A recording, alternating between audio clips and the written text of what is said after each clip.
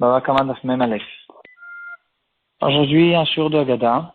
Dans notre Gemara d'Amud Bet, on reconnaît une Gemara extrêmement connue, qu'on entend très souvent dans les drashot, à propos de Shimon Hamsoni et Rabbi Akiva. Shimon Hamsoni, un des grands Tanaïm, il avait l'habitude de faire des drashot, et surtout sur le mot et. Il avait une compréhension que quand c'est écrit dans la Torah et, c'est un mot qu'on peut s'en passer de manière générale. Et donc, si c'est un mot en trop, il n'y a pas de mot en trop dans la Torah, c'est pour faire une dracha, un riboui. Et donc, il avait l'habitude de faire des drachot. Qu'est-ce que la Torah, elle vient rajouter à chaque fois quand c'est écrit le mot et. Et jusqu'à qu'il est arrivé au pasuk, et Hashem Elokecha tira, tu craindras Hashem ton Dieu. Et là, il s'est arrêté, il a dit, qu'est-ce qu'on peut faire? C'est impossible. Apparemment, toute cette manière de faire de drachot, elle n'est pas vraie parce qu'on ne peut pas rajouter quoi que ce soit sur la crainte d'Hachem. On craint Hachem. Qu'est-ce qu'il faut craindre à côté d'Hachem? Ça n'existe pas.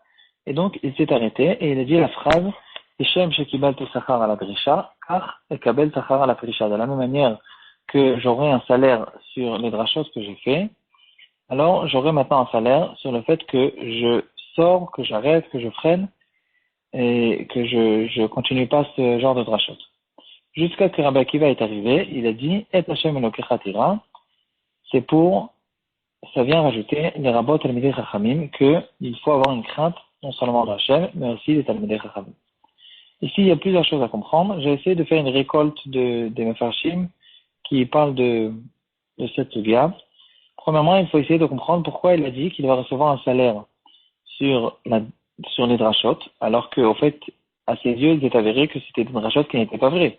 Parce qu'il a compris au fait que quand il est arrivé à la compréhension qu'on ne peut pas être mérabé quoi que ce soit à côté de Hashem Elokecha tira, donc il a compris apparemment, il a changé d'avis, il a compris que et ce n'était pas un riboui.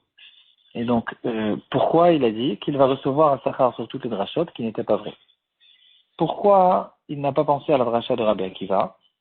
Et pourquoi c'est que Rabbi Akiva qui peut faire cette dracha? Et Shimon Hamsoni, au fait, est-ce qu'il est cholek ou bien il n'avait pas de possibilité de son temps de faire ce rachat? Plusieurs Mefashim en parlent, essaient de développer ce sujet. La première question,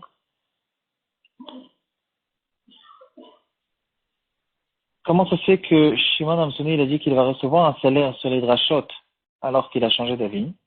Le Maharal, il nous dit une grande règle, une grande chose de base qui concerne l'étude de la Torah de manière générale. Il nous dit que quand on étudie la Torah, si quelqu'un il peine, il travaille pour arriver à un pshat, et même si entre-temps il a trouvé un pshat qui s'est avéré plus tard comme étant un pshat qui n'est pas vrai, alors on ne dira pas, en fait, de manière générale dans toute la Avodat Hashem, le salaire qu'on reçoit, c'est pas sur les résultats. Hashem, il nous donne le salaire sur la peine, sur le travail. Et donc, ici aussi, même dans le cas où quelqu'un, il a peiné, il a travaillé pour arriver à un pshat, et entre-temps, il a eu un pshat qui n'était pas vrai. Et plus tard, il a compris qu'au fait, il s'était trompé et que c'est que plus tard qu'il est arrivé au bon pshat, alors on ne dira pas qu'il ne va pas recevoir de salaire sur le premier pshat, il recevra un salaire même sur le pshat qui n'est pas la Torah, qui n'était pas vrai, et c'est pas pour rien. Le fait de peiner sur le Hama, la Torah lui-même, il va recevoir un salaire. Bien sûr que le Maharal, il dit qu'on ne parle pas d'un cas qui, mille et quatre là, ils essaient de faire des pilpoulim qui ne sont pas vrais. On parle de quelqu'un qui peine pour essayer de comprendre la vraie compréhension. Et dans ce cas-là, même entre-temps, il recevra le sachar sur tous les pshatim qu'il avait au début et qui n'étaient pas encore, il n'a pas encore eu la vraie et la bonne compréhension. Et donc, ici aussi, c'est ce qu'on voit, c'est en fait ce qu'il nous dit Shimon Hamsoni.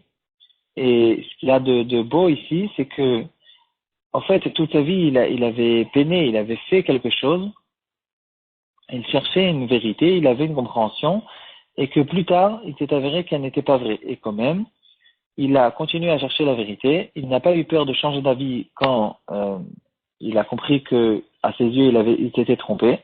Souvent, on a tendance, quand on a peiné, on a travaillé, on a fait toute une chaboura, toute une explication, et après on trouve une question si on dirait que ça démolit tout ce que j'ai travaillé de faire, alors on a tendance de rentrer là-dedans nos propres méthodes et nos propres envies de retenir. Ou bien quand je me discute avec quelqu'un d'autre, avec ma chavruta, alors souvent je dis un pshat et puis au courant de la discussion, je comprends que c'est lui qui a raison. Ici, souvent on a tendance de mêler nos propres envies, d'être celui qui a raison.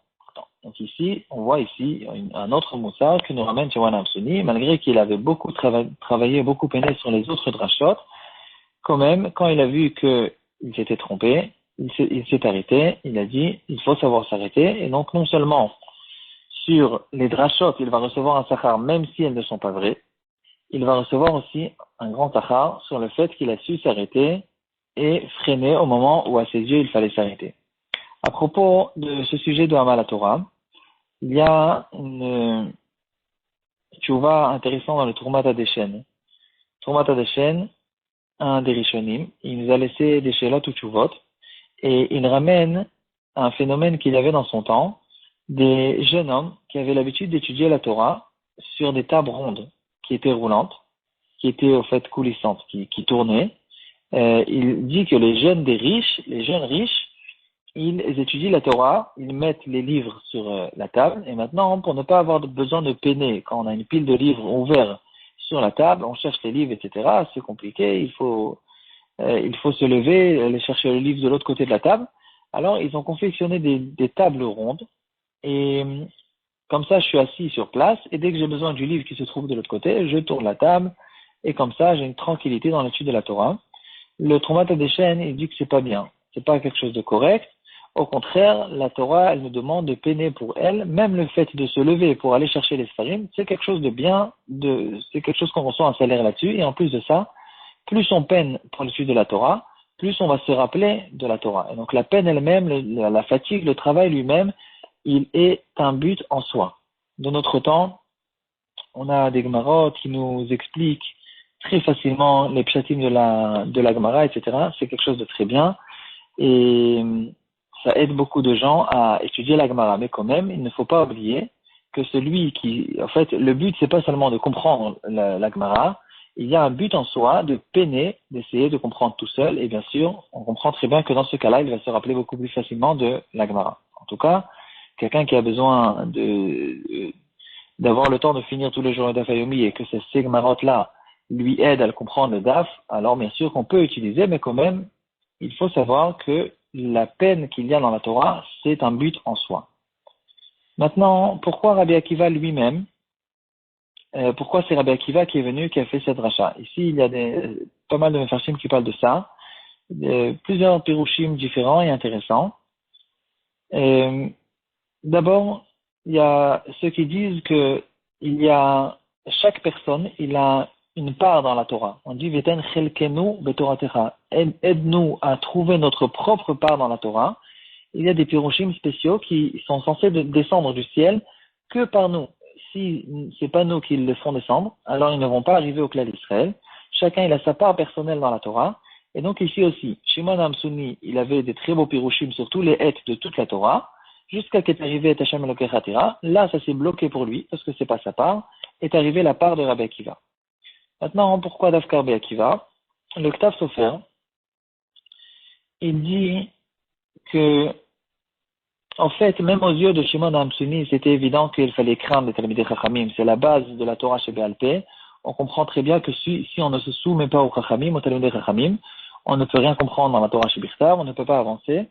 Et donc, c'est évident que la crainte d'Hachem, elle contient aussi, on comprend qu'il faut aussi avoir une crainte de Talmidei Chachamim. Pourquoi donc, en fait, ça c'était clair aux yeux de Shimon Hamsuni, c'était clair aux yeux des autres Chachamim.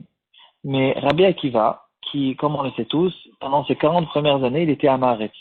Et non seulement à Maaretz, il avait une haine envers les Talmidei Chachamim. Et donc, c'est lui qui a dit, il y a des gens, ça existe des gens qui ne croient pas dans les Chachamim, qui ne les honorent pas. Et donc, il faut un passouk spécial qui vient et qui te dit, tu dois craindre les Talmidei Chachamim de la même manière que tu crains Hachem.